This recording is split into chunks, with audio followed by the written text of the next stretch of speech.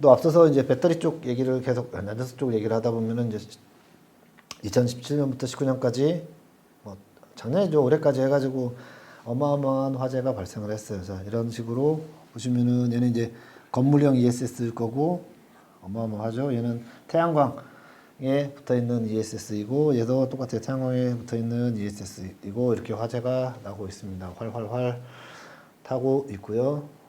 또 몇 번 이제 반복해서 얘기하지만 이 배터리 화재는 일렉트로케미칼한 화재이기 때문에 전기화 화재예요. 그러니까 전기 화재도 아니고 이게 화학 화재도 아니야. 그러니까 애매한 부분. 얘는 진공을 걸어도 불이 나요. 응? 그다음 물을 뿌리면은 더 확산할 수가 있어. 왜냐면 리튬의 특성상 애매해요. 얘를 끄기가 관리하기가. 그러니까 불을 다 껐다고 생각을 했는데 나중에는 다시 또 연기가 모락모락 나기 시작하더니 다시 또 불이 붙는 경우도 있고 여러 가지가 있습니다. 하고 또 이제 기타 에너지가 저희가 이제 17년에 포항 지진이 났는데 이게 원인이 밝혀졌죠. 포항의 지열 발전소를 실증을 하는데 거기 그게 이제 지열 발전소가 어느 정도 영향을 줬다라고 해서 이제 포항 그 지진 특별법까지 발의를 해서 이제 그때 피해 입었던 분들을 지금 이제 보상을 하기 시작했죠. 그 다음에 2019년 강릉의 수소탱크 폭발, 수소 생산에서 수소탱크라는 그 시증한 사업장에 수소탱크가 이제 폭발하는 바람에 어마무시하게 건물이 이렇게 무너지고 했던 부분인 거죠. 수소 탱크가 왜 폭발했을까요? 실증 사업을 하는 거예요. 수소를 생산해냈고 수소를 저장하는데 어떻게 할까로 이제 실험을 하는 그런 시설이었단 말이죠. 근데 그런 실험 시설이 폭발했음에도 불구하고 이렇게 어마무시한 이런 파괴력을 보인다는 거죠. 그 다음에 2020년은 이제 그때 태풍 때 이제 산지 태양광들이 조금 무너진 이제 이렇게 무너져 내린 거죠. 사실 이런 부분도 좀 문제가 있지. 에너지 설비에 있어서 기존에 얘가 그냥 자연 녹지였다면은 이런 산사태는 발생하지 않았을 거야. 근데 이 부분에 나무나 뭐 그런 벌목을 다 하고 이 부분에 이제 태양광 패널들을 하고 뭐 기초를 법규에 맞춰서 했겠지만 법규가 거기에 그 미치지 못했거나 아니면은 비가 더 많이 와서 그 법규들 안전하게 설계를 했음에도 불구하고 이렇게 무너졌거나 하는 부분이 있었겠죠. 근데 다만 이 시설 자체가 레저 시설이 아닌 에너지 시설이기 때문에 이슈화가 되는 거예요. 일단 이제 그런 에너지 저장 장치 ESS 배터리 기준 리튬아이온 배터리 기준한 ESS를 얘기를 할게요. 자, 서두에 ESS 얘기를 할 때 ESS라고 얘기를 했어요. Electric Energy Storage System이라고 얘기했는데 여기는 다시 갑자기 또 BESS래. 이건 뭘까요? 아직 사실은 이 약어라는 게 줄여서 쓰는 것들이 누가 먼저 쓰느냐에 따라서 달라져요. BESS는 아직 국가적으로 글로벌리 ESS도 마찬가지고 이게 협약이 안 돼 있어. 서로 이렇게 씁시다 라고 돼 있으면 좋겠어. 우리나라만 주세요 하면 아이스 아메리카노를 주지 미국 스타벅스 가가지고 프리스 그러면은 얘네들 합? 그러겠죠 아마. 그죠? 얘 뭐라는 거야? 우리나라만 뜨아주세요 그러면은 그러지. 미국 가가지고 뜨아주세요 그랬다가는 얘네들이 그러죠. 여담으로 밀크 우유 달라고 그래도 얘네들은 우리나라 아니 교수님 발음이 좀 안 좋아서 그럴 수도 있어요. 밀크 달라고 그래도 얘네들은 이해를 못 하더라고. 야담이고 그래서 이제 BESS라는 개념은 사실은 그거예요. 그러니까 배터리 베이스드 ESS야. ESS가 배터리로 이루어졌구나라고 이해를 하면 돼요. 그래서 1메가와트짜리 리튬아이온 배터리 시스템은 이제 앞에 우리가 재사용일 때도 봤고 얘도 똑같아. 셀, 모듈, 그 다음에 트레이, 랩, 컨테이너. 자, 전기차는 어떻게 돼 있었죠? 셀, 모듈, 그 다음에 팩이었었죠.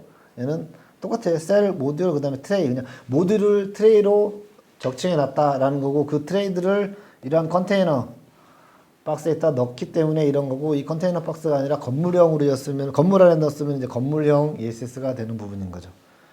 했을 때 뭐 이렇게 된 시스템 자체가 용량이 1메가와트고 이제 파워가 1메가와트고 에너지는 1메가와트 아워죠. 그러니까 1메가와트를 쓰는 시스템이면 얘는 1시간을 쓸 수가 있는 거예요.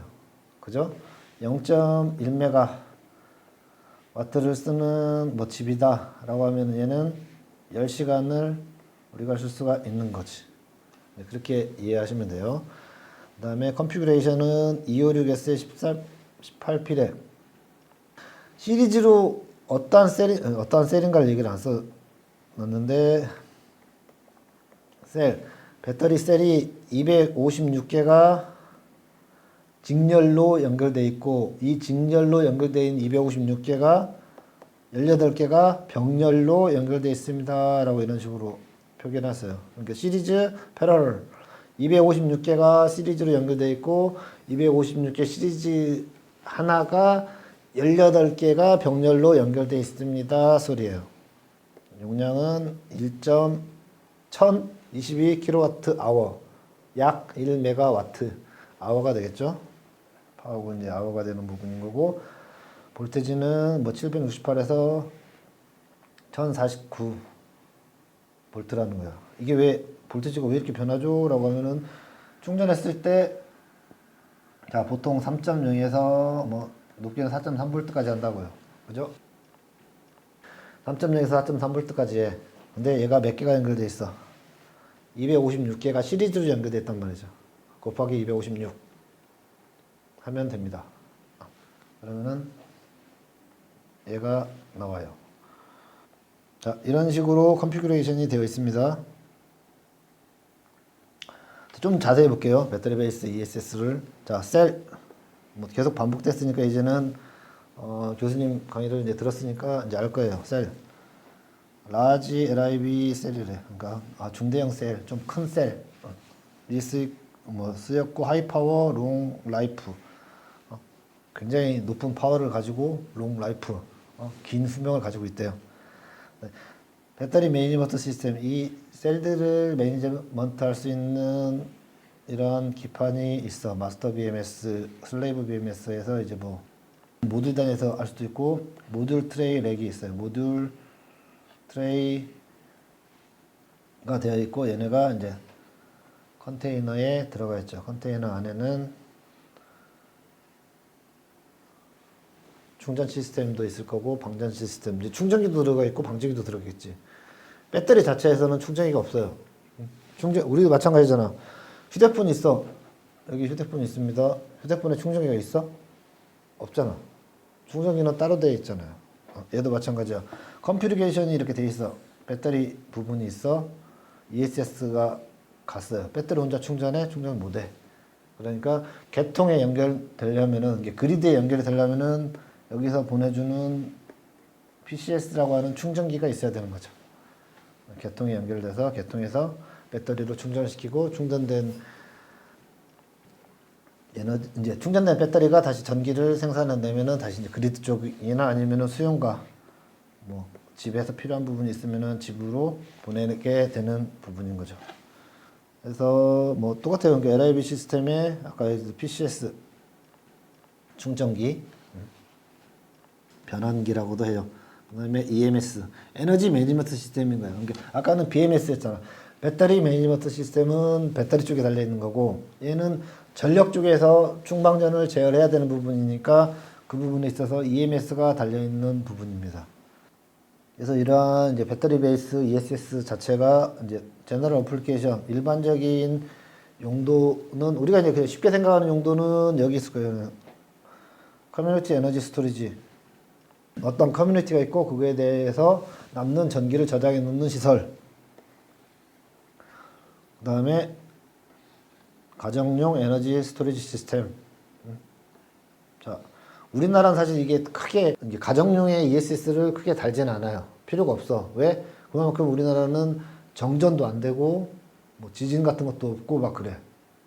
근데 일본이나 미국이나 보면은 이제 그 요즘이 테슬라에 많이 하는 아닌데 좀 테슬라 얘기도 좀 자주 하네. 테슬라가 좀 새로운 것을 좀 빨리빨리 만들어가지고 시장에 내놓는 것 같은 게 테슬라가 파이어월이라는 그 작은 사이즈의 100kg짜리의 ESS 가정용 ESS 같은 것을 내놓기도 해요. 그래서 일본도 마찬가지로 일본은 지진이 굉장히 많아. 그렇기 때문에 지진이 나가지고 전력 개통에 뭐 송전탑이 무너지거나 아니면 뭐 발전소가 무너지거나 뭐 이렇게 이제 하다 보면은 그걸 복구하는데 시간이 굉장히 오래 걸려요. 왜냐면 후쿠시마 때 이 사람들은 이미 경험을 해봤잖아. 그렇기 때문에 그런 부분들에 정전이 되는 부분들에서 이미 대비를 하고 있어요. 그래서 가정용 ESS들도 다 구비를 하고 있어요. 그러니까 아파트 공동주택은 힘들고 단독주택 같은 경우는 그런 식으로 이제 태양광 붙이고 그다음에 ESS 붙이고 뭐 그런 정도는 다 기본적으로 준비를 하고 있다라는 부분입니다. 그래서 피크 시프팅은 이제 전력 자체 자 한여름으로 얘기를 할게요. 한여름에 전력 그 수요를 놓고 보면은 오후 한 2시 정도 전력이 피크를 친다고 일반적으로 얘기를 해요. 점심 먹고 와가지고 뭐 그런 시간들을 해요. 그러면은 이게 계속 몰리잖아. 그러면은 수요가 딸릴 수도 있잖아요. 공급이 딸릴 수도 있거든. 그러면은 여기에 저장해 놓은 애를 가지고 얘를 좀 커팅을 시켜가지고 쓰는 거지. 그러면은 여기서 보면은 이렇게 슈프팅 이건 공장에서도 쓸 수가 있는 부분인 거죠. 로드 레벨링도 마찬가지고 로드 레벨링의 앞에서 이 부분이 이제 로드 레벨링이 되겠다. 이쪽에 부족한 이게 남는 부분들을 부족한 부분에 뭐 쓴다거나 그런 부분들이 있고 그다음에 FR용 프리퀀시 레저런스라고 해서 이제 그런 전력 계통에서 보면은 우리나라 전력 계통은 이제 60Hz거든요. 60Hz의 일정 부분 이제 헤르츠가 떨어지게 되면은 물려있던 동기 발전기들이 정지를 하는 경우가 있어요. 전기를 생산해내는 발전소가 스탑이 되는 경우가 있단 말이에요. 그럼 스탑이 되면은 연쇄적으로 스탑할 수 있는 가능성이 있기 때문에 60Hz의 일정 부분 이하가 되면은 충전해놨던 ESS에서 방전을 시작하는 거야. 방전을 시작해서 주파수를 다시 올려주는 거죠. 그리고 주파수가 또 너무 올라갈 수도 있거든요. 그러면 주파수가 올라갔을 때는 이제 전력 계통에서 배터리로 충전을 해가지고 전력을 다시 빼서 오는. 근데 대부분 이제 주파수가 떨어졌을 때가 문제이기 때문에 그런 경우에 많이 쓰고 있습니다. 그래서 그리드를 스테빌라이즈 하는데 쓰고 있다라는 부분이에요. 그러니까 일반적으로 쓰고 있는 부분인 거고, 실질적으로 2018년까지만 해도 이 국내 대한민국에 깔린 ESS가 전 세계에 깔린 양이 50% 이상을 넘었습니다. 근데 다만 이제 2017년부터 시작한 ESS 화재 때문에 여기 있네. 2018년에 봐봐요. 5.6기가 깔렸지. 다른 애들 얼마 안 깔렸어요. 그잖아. 총 11기가 깔렸는데 5.6기가가 깔렸어. 우리나라에만. 전 세계적으로 11기가 깔렸는데 우리나라만 5.6기가 깔렸어요. 어마어마하게 깔린 거거든. 근데 17년부터 시작된 화재 때문에 19년 초에 ESS 가동 중단을 하라고 이제 명령이 떨어져요. 가동 중단하십시오. 왜냐면은 이게 화재가 나면은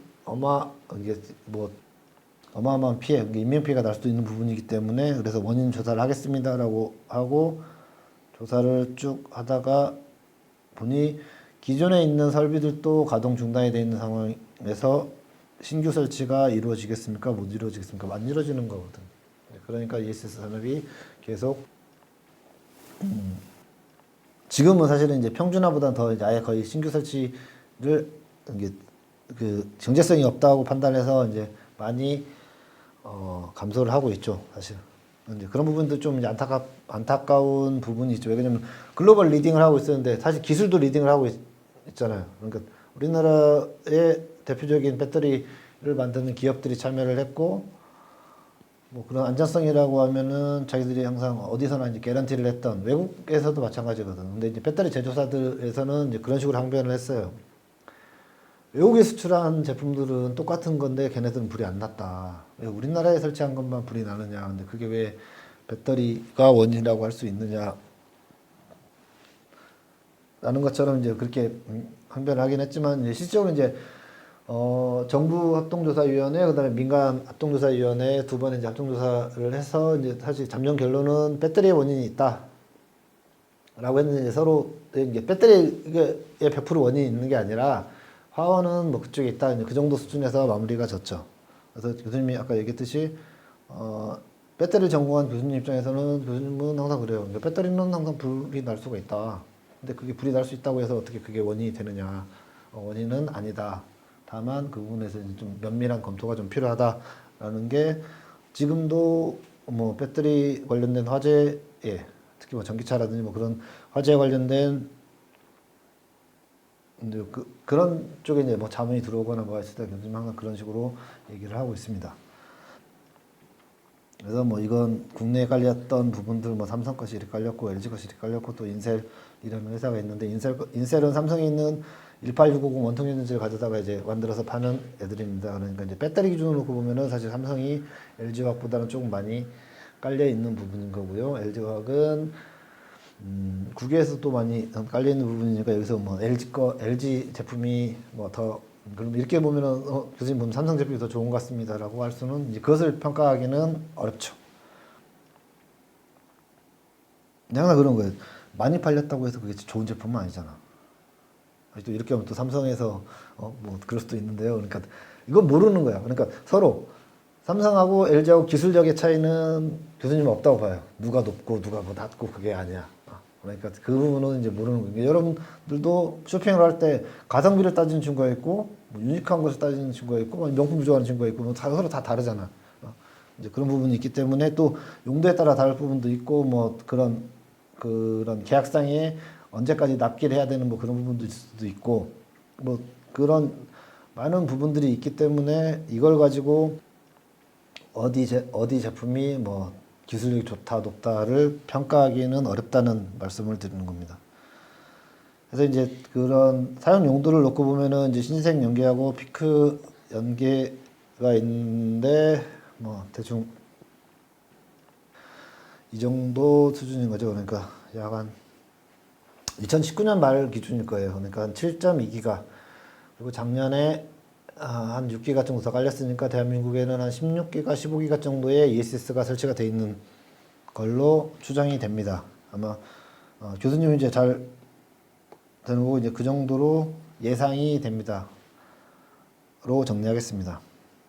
그래서 이제 화재 사건에 대해서 이제 정리를 해봤어요. 이제 19년에 11건까지 발생해서 총 28건, 29건. 아마 작년에도 올해도 한 두세 건인가 더 났어요. 그러니까 얘는 교수님 지금 발표 자료 만들기 전이니까 2019년 12월 기준일 거예요. 2019년 12월 기준으로 해서 총 28건의 화재가 발생을 했고 용도를 놓고 보면은 뭐 풍력, 주파수, 태양광 뭐 이렇게 돼 있는데 대부분 이제 태양광, 풍력 태양광이 22건이 있었고 피크 저감용 2건, 주파수 조정용이 2건이 있었다. 근데 이제 여기서 보시면은 이제 SOC라고 되어 있어. SOC 사업은 뭐 사회 간접자본에 대한 얘기인가가 아니라 이제 스테이트 오브 차지예요. 스테이트 오브 차지 충전 상태를 조사를 해본 거야. 그러니까 보시면 이제 다 빨간색으로 다 표시해 놓은 것이 교수님 표시는 대부분 다 90% 이상 충전돼 있는 상태에서 화재가 난 거야. 자, 아까 그 분석 기술에서 보면은 그 DSC 실험에서 발열 반응에 대해서 충전했을 때랑 충전을 안 했을 때랑 그 뭐 활물질 이제 조금은 그러지만 활물질에 대한 DSC 그러니까 발열 반응을 실험했던 결과를 봤을 거예요. 그때 보면은 충전 안 한 상태, 그러니까 충전하기 전 상태는 사실 온도가 250도까지 올라갔음에도 불구하고 아무런 발열 반응이 없었어. 근데 4.6V까지 조금 과하게 충전됐던 애들은 굉장히 발열 반응을 크게 나타냈었단 말이죠. 그러니까 화재 자체가 사실은 열이거든요. 열. 서머 런어웨이가 생기고, 그러니까 그 원인이 어떤 건지는 몰라요. 그러니까 어디 원인에서 서머 런어웨이까지 갔는지는 모르겠지만 서머 런어웨이가 가는 수준이 쉽게 가는 부분들이 이제 충전의 상태에 따라서 가지 않았느냐라고 추정을 할 수가 있는 거야. 왜?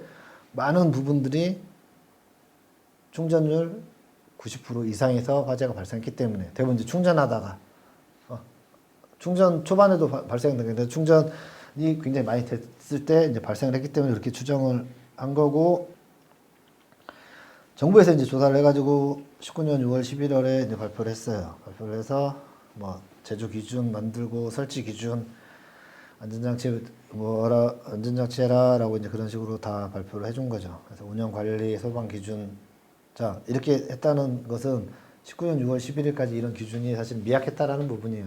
그냥 믿을 수도 있어. 화재가 발생 안 할 수도 있습니다가 될 수도 있고 대한민국 기술 그 부분이 리딩을 하는 입장에서는 기술을 리딩하는 입장에서는 준비가 소홀할 수도 있어요. 레퍼런스가 있으면은 자 미국이 ESS에서는 뭐 설치 기준이라든지 운영 기준에서는 얘네가 선진국이야 라고 하면은 우리는 미국 기준을 가져다가 우리나라의 그 기준에 맞춰가지고 현지화를 시킬 수가 있다고.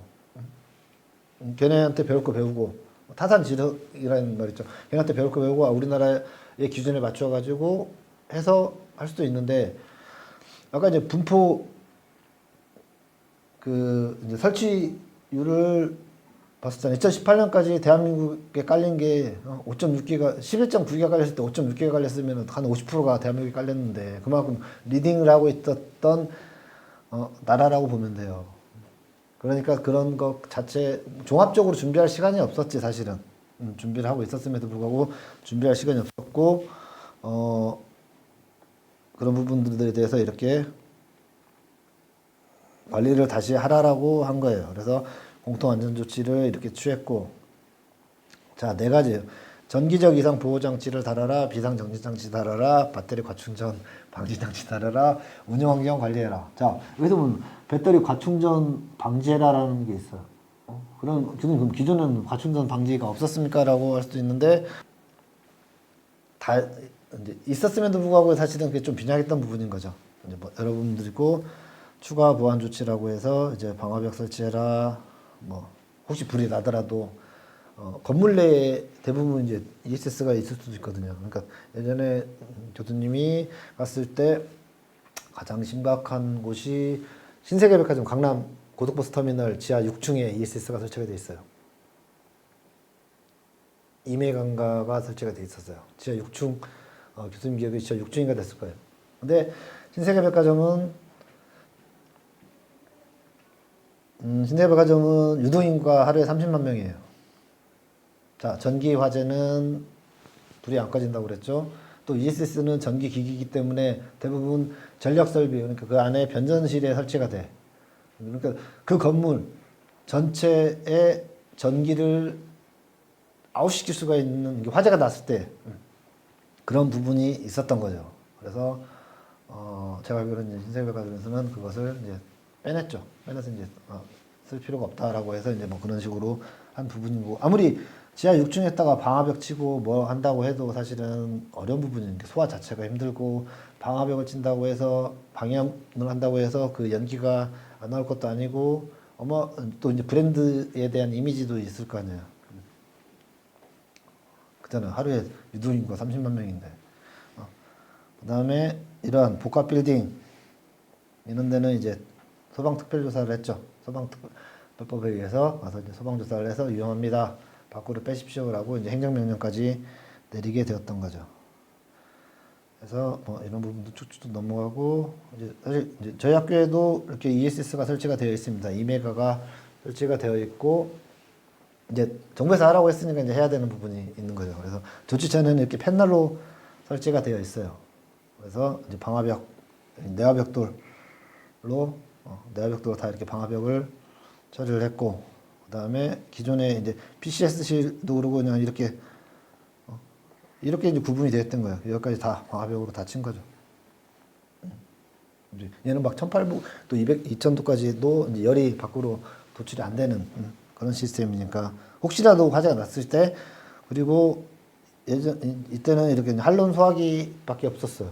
가스켓밖에 없었는데 소화기가 하나, 둘, 셋 천장에 다 분말하고 뭐 에어로졸 소화기를 그러니까 권고한 사항만큼 갖다 설치를 한 거죠.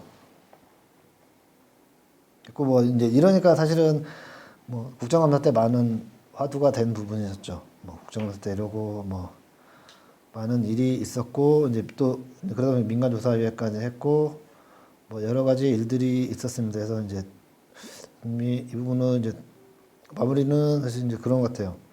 에너지 설비는 항상 위험을 도사리고는 있는데 도사리고 있는 부분이 있고 에너지 하지만 얘를 포기를 할 수는 없어. 그럼 다시 그러면 석기 시대로 돌아갈 수는 없잖아요. 그러니까 관리를 어떻게 하면서 어떻게 할 거냐를 가지고 이제 고민을 해야 되는 부분인 거고 뭐 그런 거죠. 이제 그런 부분들을 이제 혼자 고민하는 게 아니라 이제 이 에너지 산업 쪽에 있으신 분들이 이제 여럿이 고민을 하고 해야 되는 부분이다라는 거예요. 그러니까 뭐 이번 시간은 굉장히 어떻게 보면 이제 짬뽕 같은 시간일 수도 있어요. 뭐 후쿠시마 원전부터 시작해가지고 여기저기 왔다 갔다 했는데 아무튼 에너지에 대한 정책, 에너지 정책이 대한민국의 그다음에 산업에 미치는 영향 이게 세이프티 이슈로 인해서 국내 ESS 산업은 지금은 거의 이제 글로벌 1등 했던 애들이 불과 3년 만에 이러고 있으니까 이제 그게 산업에 미치는 영향이 굉장히 크다는 거죠.